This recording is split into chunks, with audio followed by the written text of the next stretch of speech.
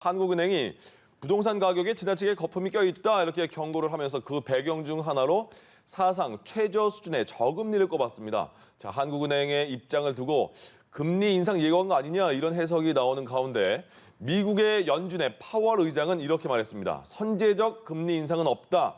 자, 과연 하반기 기준금리에 어떤 영향을 미칠지 알아보겠습니다. 그리고 신세계 그룹과 컨소시엄을 구성했던 네이버가요, 이베이 코리아 인수전에 불참하겠다 이렇게 선언했습니다. 왜 그랬을까요? 김대호의 경제일기에서 알아보겠습니다. 김대호 경제학 박사와 함께하겠습니다. 어서 오십시오. 네, 반갑습니다. 네. 한국은행이 서울의 부동산 가격이 거품이 많이 꼈다 이렇게 평가한 것 같아요. 왜 그랬을까요? 예, 한국은행은 이 하는 법에 따라서요, 1년에 2번씩 금융 안정 보고서라는 것을 내도록 되어 있습니다. 네. 그중에 상반기 부분 6월 달치가 이제 나왔는데요. 여기서 여러 가지 이제 금융이 불균형하고 그러다 보니까 이 집값이 지금 많이 올랐다. 그 집값이 그 중에서도 특히 서울 지역이 많이 올랐는데 이렇게 집값이 오르게 됐을 경우에는 결과적으로 어떤 이 버블에 의해서 경기가 크게 경착륙할 수도 있다. 이런 경고를 내놓은 겁니다. 한국은행의 이 그 금융 안정 보고서를 보면요. 그 근거로 집값이 많이 올랐다는 근거로 PIR 지수를 들고 있습니다. 네. PIR이라는 게 이제 프라이스 인컴 레이시오라고 해서 부동산 가격과 그다음에 그 국민들의 소득 수준을 비교해 보는 것이거든요. 네. 이 PIR 지수가 14에서 17 정도로 올랐다. 근데 14란 얘기는 예. 우리나라의 평균적인 부동산을 평균적인 소득자가 그것을 구매하기 위해서는 모든 소득을 한 푼도 사용하지 않고 네. 14년을 벌어야 그 집을 살 수가 있다는 얘기입니다. 그런데 예. 이게 17로 올랐어요. 그래서 네. 17년을 벌어야 된다. 그러니까 못 사겠네요. 자신의 소득에 비해서 집값이 상대적으로 좀 더 많이 올랐다. 사실 코로나 팬데믹 때문에 우리나라 작년 GDP는 감소했습니다. 예. 소득은 떨어지는데 집값은 올랐다. 그것의 상당 부분의 책임이 금리가 낮았기 때문이다. 예. 이렇게 이제 진짜 금리가 낮으니까 아무래도 돈을 빌려가기가 훨씬 더 부담이 적죠. 네. 그 금리가 제로 같으면 아예 부담이 없으니까 일단 우리가 공짜면 소도 잡아먹는다 이런 얘기가 있지 않습니까? 네. 그래서 먼저 사놓다 보니까 너도 나도 집을 사게 되고 그러니까 부동산 가격이 소득보다 더 올라갔다 이런 어떤 경고의 메시지를 던진 것이다 이렇게 볼 수 있습니다. 그렇군요. 또 이렇게 한국은행이 이렇게 말했습니다. 금융 불균형이 더 누적될 경우에 경제 성장률이 마이너스 2.2%까지 내려갈 수 있다. 근데 금융 불균형이란 말을 잘 모르겠어요. 예, 이 흔히 우리가 금융을 레버리지라고 또는 레버리지 효과라고 그러는데요. 네. 레버리지가 지렛대거든요. 예. 자기가 지렛대 없이 그냥 큰 바위를 들려면 엄청난 힘이 듭니다. 네. 그것을 지렛대를 끼면 적은 힘으로도 들 수가 있어요. 예. 이게 인류 역사상 가장 큰 발견, 최초의 과학적 발견이 지렛대라고 그러는데 네. 사실 금융은 바로 지렛대를 이용하면 자기 혼자서 집을 살려면 도저히 살 수 없는데 금융기관의 혜택을 조금 받으면 지렛대 들어 올리는 것처럼 훨씬 수월하게 들어 올릴 수가 있거든요. 이거를 레버리지 효과라고 그래요. 예. 그런데 예를 들어서 소득은 1밖에 없는 사람이 대출을 100이나 1000만 이렇게 받아버리면 그 균형이 깨지면 네. 나중에 갚지를 못하지 않습니까? 그렇게 되면 이 지렛대를 들어 올려야 되는데 오르기 전에 부러지는 이런 현상이 생기는 것을 금융 불균형이라고 그러거든요. 그러니까 아주 가난한 사람이 돈을 너무 많이 빌린다거나 예. 또는 어떤 주식에 이익을 별로 내지 못하는 회사가 예. 주가가 너무 올라간다. 이런 것은 금융 불균형이라고 부르고 이 금융 불균형은 언젠가는 그게 터지게 돼 있습니다. 터지면 해당자는 물론이고 국가 경제에 큰 타격을 주는데 지금 우리나라의 금융 불균형 지수 예. 이것도 지금 많이 올라가고 있다는 거 아닙니까? 예. 그러니까 이제 한국은행이 이번에 처음으로 FVI라는 이 금융 취약 지수라는 것을 처음으로 개발했어요. 네. 자, 지금 그래픽에 나오는 건데요. 예. 금융기관이 얼마나 불균형해서 어떤 외부 충격이 왔을 때 얼마나 쉽게 무너지는가 그 정도를 나타내는 게 FVI, 금융 Financial Vulnerable Index인데요. 저걸 보시면요. 제일 오른쪽에 있는 게 지금 이 순간에 우리나라의 FVI 지수인데 예. 지수가 최근 들어서 상당히 올라갔죠. 근데 지금 10년 전인 2007년도와 2008년에 글로벌 금융위기 때 수준으로 거의 육박을 하는, 물론 그때보다는 못합니다만은. 예. 그리고 20년 전으로 올라가면 우리가 IMF 금융위기를 맞았을 때 1997년 단군 이래 최대의 위기를 했던 그 당시가 100인데 그때에 비해서도 조금씩 이제 접근을 하고 있다. 네. 그래서 이러한 금융 취약성 지수, 금융 이 벌러너블 지수가 앞으로의 불안정, 경제 성장도 떨어뜨리고 개인 파산, 부도도 늘리기 때문에 우리가 미리 대처해야 되고 예. 거기에 따라서 이제 한국은행 입장에서는 금리를 올려야 될 필요성이 있다. 이런 것도 논리적으로 입증을 했다. 이렇게 보겠습니다. 아, 말씀하신 대로 그러면 그럼 올해 하반기에 금리가 오르나 이렇게 생각하시는 분도 계실 것 같은데 보니까 연준의 제롬 파월 의장이 인플레이션은 일시적이고 기준금리를 선제적으로 인상하지 않겠다 이렇게 말을 했어요. 그러면 좀 헷갈릴 수 있을 것 같은데요. 예, 지금 전 세계 경제에서 미국이 차지하는 비중이 워낙 크고 네. 특히 통화 제도에서는 전 세계에서 유일하게 달러를 국제 통화로 쓰고 있기 때문에 미국의 금리가 다른 나라에 미치는 영향이 큽니다. 예.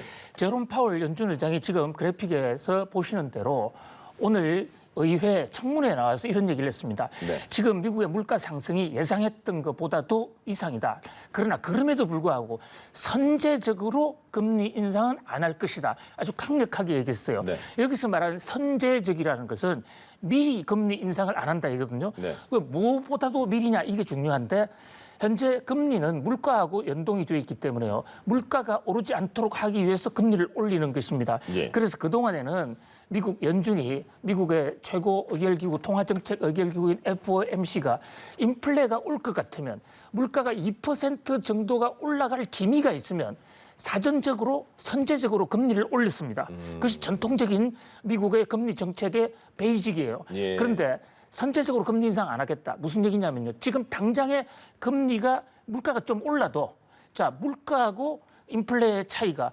물가는 오르는 게 가격이 오르는 겁니다. 그런데 그 물가가 그 구조적으로 장기적으로 상당 기간 계속 오르는 것을 인플레라고 그러는데 예. 지금 당장에 지금 미국 물가 5%까지 올라 있습니다. 그래도 지금 당장에 금리 안 올리고 참겠다.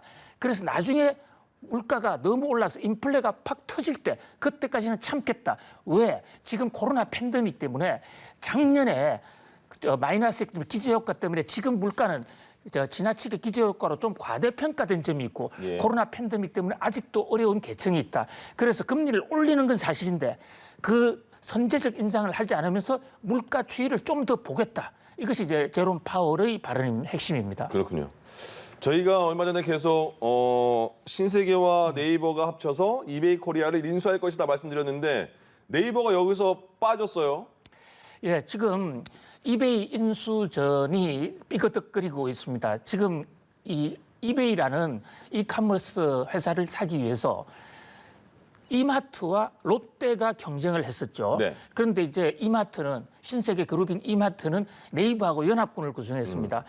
그래서 네이버와 이마트가 조금 더 많은 돈을 제시함으로써 예. 훨씬 더 이제 낙찰적으로 가까이 갔습니다만은 그 결정권을 키를 쥐고 있는 미국 이마트 본사에서 여전히 가격이 좀 부족하다, 좀 더 써내라. 지금 이렇게 주장하고 있어요. 네. 그렇게 해서 지금 최종 협상을 하고 있는 와중에 이마트와 네이버 연합군을 형성했던 그 팀에서 네이버가 그렇다면 나는 안 하겠다라고 빠졌어요. 예. 그러니까 지금 이제 이마트로서는 네이버가 빠진 공간 약 20% 정도 돼요. 그 돈을 더 챙겨 오거나 아니면 아예 이마트도 못하겠다 하고 빠질 수 있는 그런 지금 또 하나의 분수령을 맡고 있는데 예. 이제 이마트 쪽에서는 돈을 자체적으로 좀 더 끌어서라도 네. 한번 더 해보겠다 이런 그 입장이기 때문에 조금 더 진전을 두고 봐야 될 것으로 보입니다. 그러니까 신세계 이마트는 지금 돈을 어떻게 끌어오느냐가 문제가 됐네요, 그럼. 그러니까 돈이 현재 이마트는 한 5조 원 정도에 팔려고 그랬는데요. 예. 롯데는 3조 원 써냈고 60%밖에 써내지 않았지 않습니까? 네. 그리고 이마트하고 네이버 연합군은 4조 원밖에 안 써냈어요. 네. 그러니까 좀 더 내라고 그러니까 이제 신세계 측에서는 굳이 더 내가면서 할 필요가 있느냐 이렇게 했다는 분석이 하나 있고요. 또 하나는 네이버 측에서 그 원인을 아직도 얘기하고 있지 않기 때문에 정확한 사유는 모릅니다만은 지금 이 우리나라의 이커머스 시장에서 이미 네이버가 1등입니다. 네네. 쿠팡보다 앞서 있어요. 예. 그런데 돈을 많이 줘서 굳이 그 돈을 줘서 인수할 필요가 있느냐. 이다 그리고 또 공정위원회에서 심사를 할 때 예. 독점이 돼 있으면 네이버에게는 상당히 까다로운 조건을 요구할 것이기 때문에 빠졌다는 설도 있는데요. 그러나 이제 이 이마트 입장에서는 이번에 인수를 하지 않으면 쿠팡을 따라잡기가 상당히 어렵고 예. 또 오프라인 이 마케팅 입장에서 한계가 있기 때문에 어떤 재무적 투자자들, 제3의 투자자들을 모아서라도 투자할 것으로 인수에 나설 것으로 보이는 전망이 많습니다. 예. 알겠습니다. 그럼 이제 좀 더 지켜봐야겠네요. 인수가 되는지 안 그렇습니다. 되는지까지는. 알겠습니다.